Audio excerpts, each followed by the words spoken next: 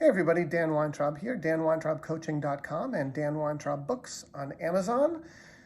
I'm here to talk to you about the adrenal and cortisol express of television.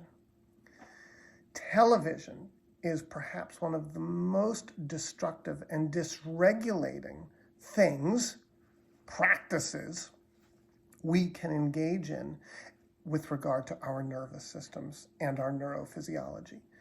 The reality is that too much cortisol and too much adrenaline is physiologically bad for us. It is, if you read about it, if you type into Google or Bing or whatever, I've never used Bing.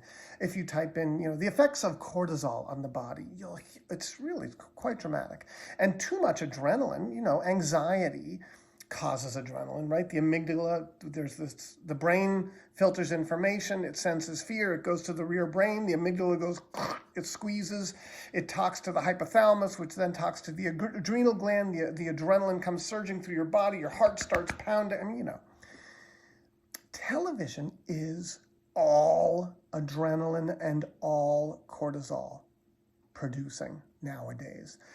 All of the reality TV shows, and people get sucked into them because we are habituated to adrenaline and cortisol. It's the place where, amazingly enough, we feel the most comfortable, that's most familiar to us.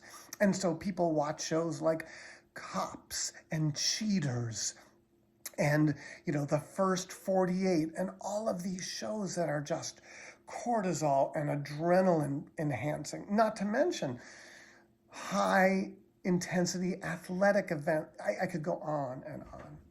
That doesn't even take into account what sitting and staring at a screen does with regard to our internal systems. Sitting and staring at a screen is not serotonin inducing, is not serotonin centered, is not oxytocin centered. It's not something that is quieting to the nervous system. So you might have noticed if you are on vacation and you just are not very motivated and you lie around and watch movies and watch TV for a few days, you might notice that when you try to interact with the world, you're like, whoa, you feel completely off. And it's not just your brain that's off. You might feel disoriented, but that might precipitate your amygdala firing and you're having a rush of adrenaline because you are feeling anxious at feeling so disoriented. And physiologically, all that adrenaline and cortisol can make you sick. And all of a sudden you can be walking around after 3 days of watching television being, why do I feel so lousy, man? My stomach is so... It is the adrenaline and cortisol express.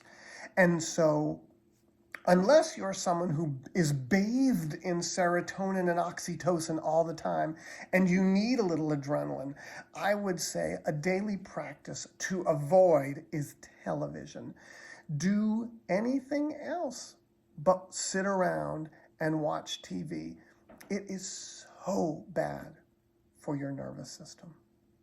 That's all I've got. I hope you have a great day. Go out for a walk, write a letter, read a book, go have some ice cream, socialize. Get out there.